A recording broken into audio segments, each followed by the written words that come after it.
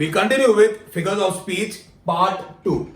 Now in this part 2, we are doing all the remaining common figures of speech. As I told you last time also, there are many figures of speech. We need not study each one of them. What we are doing is we are studying the common ones, and the remaining ones we can memorize that these are the sentences which contain these figures of speech. I'll tell you how to go about with that. Beginning with alliteration. We had done 7 figures of speech last time, if I am not mistaken, and we are continuing with the 8th one now. In alliteration, there is a sound, or we can call letters, are repeated for poetic effect. Meaning, to make the sentence sound a little more musical, to make the sentence sound a little different. What is done? A particular letter is repeated, and there is more emphasis placed on that. So obviously, when the letter is repeated, the sound also is repeated. Sa sa sa, ba ba ba, da da da, ra ra ra. Okay. Like for example, if we see the example in this, she sells seashells on the seashore and whatever. So she sells seashells. If you see C meaning sir. She sells seashells. So sir or the letter S is being repeated multiple times to bring about an effect of a little rhythm in this, a little tone or a tune. You can call it to be a tune, or to make the sentence sound attractive. So a sentence formation like this is alliteration. Now see, one important thing that you need to know in this, that just like in this example, she sells seashells, all sentences begin with all words begin with S. You need not have all the words of the sentence begin with the same alphabet. Even if 2 words begin with the same alphabet, it is okay. For example,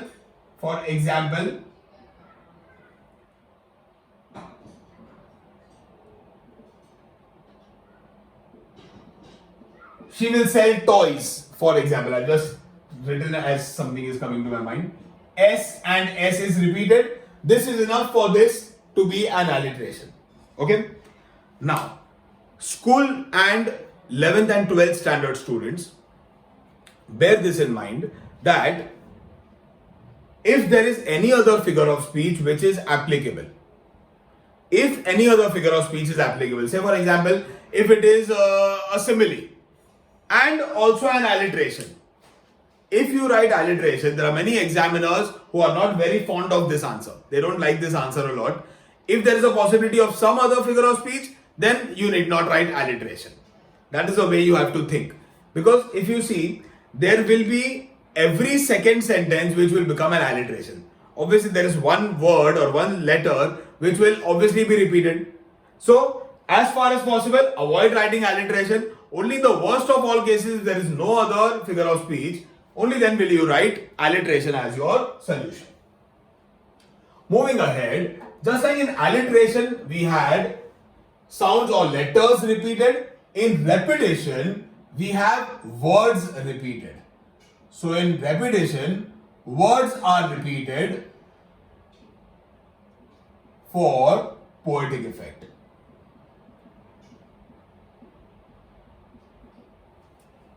For example, the lecture went on and on. Just like you must be feeling about this lecture also. The lecture went on and on. The word on is repeated for poetic effect to bring about more emphasis. Alright? So the lecture went on and on. So on is being repeated. So the figure of speech is repetition. One more important thing that you must notice in this is the spelling of repetition does not contain a single A. There is no A in this. It is not repeat. It is not tation. It is not repetition. It is repetition. Okay. So Whenever you are writing this, check what you are writing. There is a double E followed by a double I. Okay? REPETITION. So remember it like this. The next figure of speech is called climax. Now climax is, you can remember this to be as ascending order. Now in math, if you may have studied or if you remember or both, ascending order is a proper order. 1, 2, 3, 4, 5 and so on. Okay? When the sentence is made or the events are written in such a way that they follow one another. Like for example, he came, he opened the pen, he wrote on the board. So it is happening in a proper order. First he came, then he opened the pen and then he wrote on the board. Or a very famous example in this climax is with regards to Napoleon Bonaparte. He had conquered many places. So in relation to him, there is this these words, this sentence. He came, he saw the place and he conquered it. Okay? So when sentences are in ascending order of formation, they are climax. He came, he saw, he conquered. Ascending order means proper order, in a proper sequence. 1, 2, 3, 4. First he came, then he saw, then he conquered. Alright? I'm sure you may have guessed anticlimax. It is when the words are arranged in descending order of formation.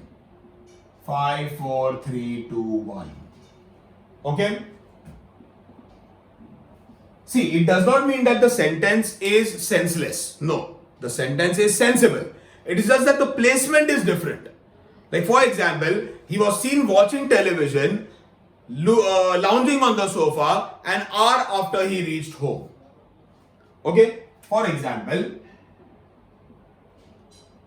he was seen watching television, lounging on the sofa an hour after he reached home. So, first what is mentioned? He was seen watching TV. Then what is mentioned? He was lounging, that is relaxing on the sofa. Then what is mentioned? He had reached before 1 hour. The actual sequence of events is he reached home, then he was lounging on the sofa and then he was watching television. Okay? So over here if you see, the sentence ka order is improper, it is reverse. 5, 4, 3, 2, 1. Last thing first and so on. So this is anticlimax. Alright? In climax, we have sentences going in an ascending order. In anticlimax, we have them going in a descending order. Moving ahead, the next one's called onomatopoeia. It's called onomatopoeia. It's called onomatopoeia. Okay, sounds strange. And this also has something to do with sound only.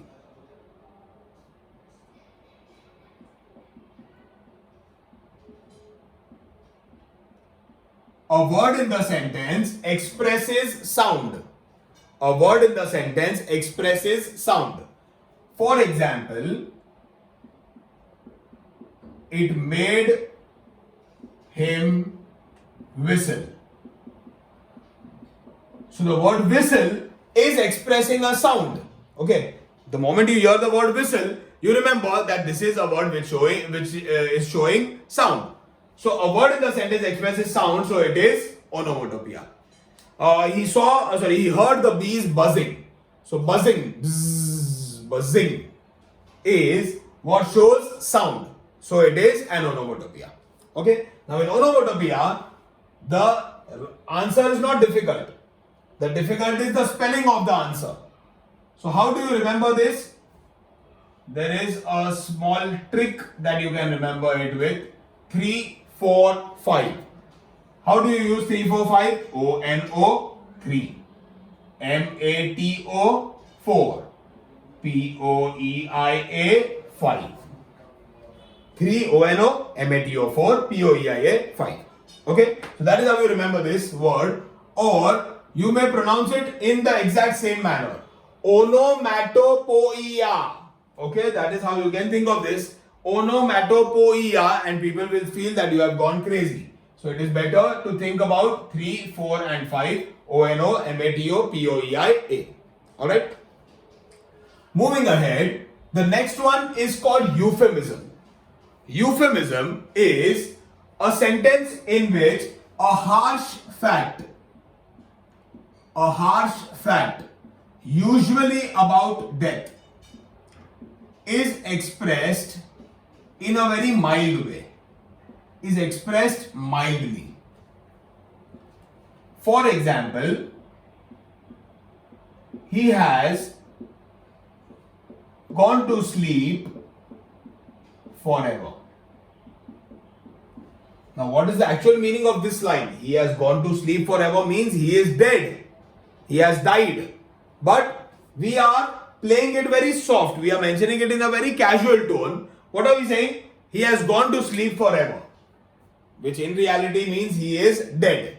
So, the figure of speech is euphemism. Why? Because the harsh fact of death is expressed in a very mild way. Okay, in Hindi we call it जोर का झटका धीरे से लगे. Okay, something that is very harsh, death, someone has died, but it is expressed in a very mild way. He has just gone to sleep forever. Or if it is said that he has gone to never return. Okay, or he has reached the heavens.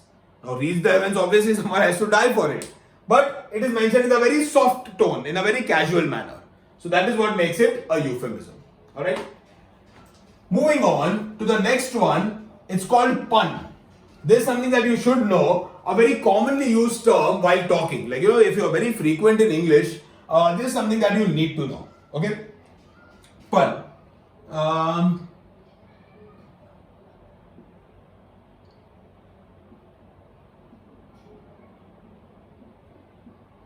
A word in the sentence has double meaning.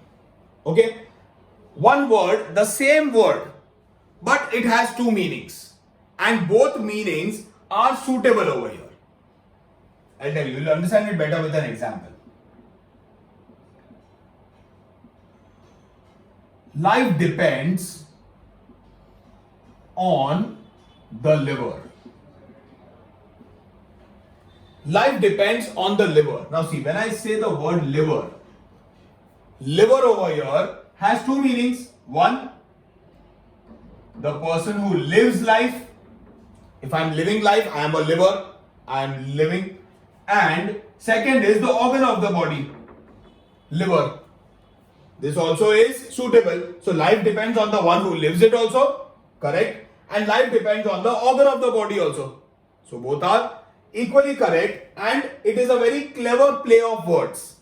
Okay, the same word having both meanings, and this is generally used while making fun of people or cracking a joke, and puns are very effective during that. It is a very witty way of talking. Okay, very intelligent way of cracking a joke. Alright. The last one is apostrophe. This is not the same apostrophe as what do we have? Punctuation marks. This is not a punctuation. I forgot the word punctuation. This is not a punctuation mark. This is not that apostrophe S wala apostrophe. No. This apostrophe is when you are directly addressing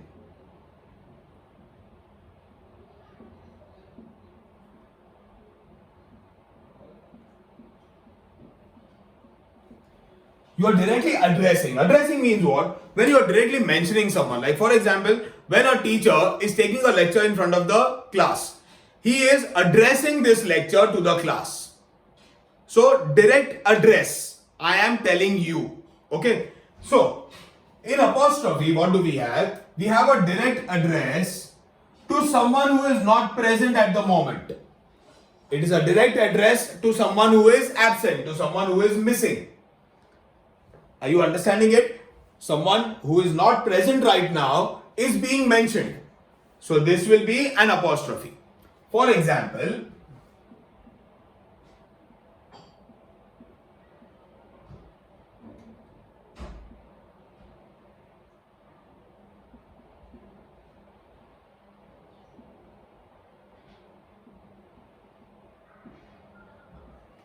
O death, please befriend me. Make me your friend. Now, this is mentioned as if, oh death. अरे death थोड़ी इधर खड़ा है. Death is not standing right next to me, right? Death is not present around me. And still there is a mention of death as if there is a direct address, as if I am directly speaking with death. Okay? So in apostrophe, we have a direct address to someone who is not present. Like for example, oh God, help me. Oh God, save me. As if God is present over here. No. It is a direct address to someone who is not present at the moment. So it is called apostrophe. Alright? We'll have a quick revision of these, the ones that we have taken up today. First is alliteration. In alliteration, there is a sound that is repeated or a letter that is repeated for poetic effect. The next one, repetition. Repetition does not have a single A. It is R-E-P-E-T-I-T-I-O-N. It is not repetition, it is repetition. In repetition, words are repeated to bring about a poetic effect. Okay? Climax, when the words are arranged in ascending order. Anticlimax, when the words are arranged in descending order. Onomatopoeia, remember the spelling 3, 4, 5, O-N-O, M-A-T-O, P-O-E-I-A. Okay? Onomatopoeia, a word in the sentence expresses sound. It made him whistle, the snakes hissing, the bees were buzzing. Okay? Euphemism. In euphemism, a harsh fact of death, which is a very harsh fact, a very high-hitting fact, is expressed in a very mild tone, in a very casual tone. Okay? So a harsh fact of death is expressed in a very mild way, in a very casual way, so it is euphemism. Pun. When one word in the sentence has more than one meaning and both meanings are suitable. And the last one is apostrophe. When there is a direct address, when there is a direct mention of someone who is not present at the moment. Okay? I hope figures of speech is clear to all of you. What I would suggest is you go through the figures of speech part 1, part 2, then look at the poems in your textbook. You'll be able to easily locate which one is a simile, which one is a metaphor, which one is onomatopoeia and so forth. Alright? Thank you very much for listening to this, and we'll take up a new topic next time. For now, bye everyone and take care. This is Ronak Shah signing off.